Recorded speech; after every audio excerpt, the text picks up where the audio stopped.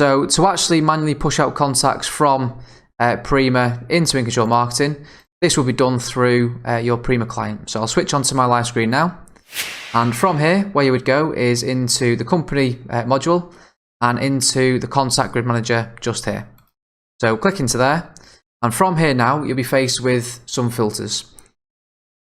So these filters, as you can see, there's plenty of them to utilize.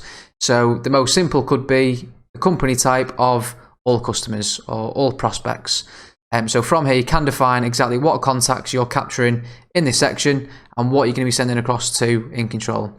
So effectively, all you're doing here is filtering based on what you're looking for. So are you wanting to send across all customers? Are you looking for prospects? Are you looking for contacts for a certain account manager, certain business group? So as you can see, there's plenty of different filters you can use. We do have a webinar based on the CRM queries here, but this section, just for reference, is based on spending patterns. So if I just quickly jump into there and just show you a few example queries, these can include companies buying for the first time. So if you want to find all new business in the last week, in the last month, you can enter in that information. And there's also then lapsed accounts and increased spenders in these other queries here as well. But as I mentioned, there is a specific webinar based on these queries here that you can look at as well.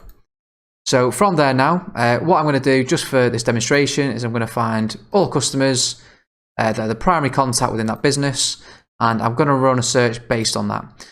So from here now, I've run a search on the customers where it's a primary contact, and on my test database, I've got 13 results that are returning. So in my result tab now, I can see these are the 13 contacts, which as now I'll be attempting to push across to inControl Marketing.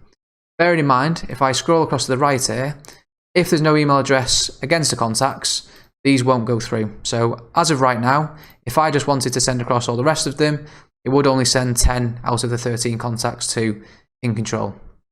You don't have to send all 10 through to inControl.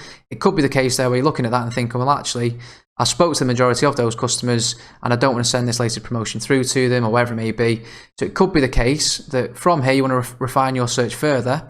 So I can say, well, actually, I just want to send it through to these 3. So I can highlight the ones that I'm wanting to remove the records from the grid, and I'm just left now with 3 that I'm going to push across to inControl. So as you can see, Jermaine Defoe, John Smith and Graham Gully, these are going to be sent through now to my inControl marketing platform.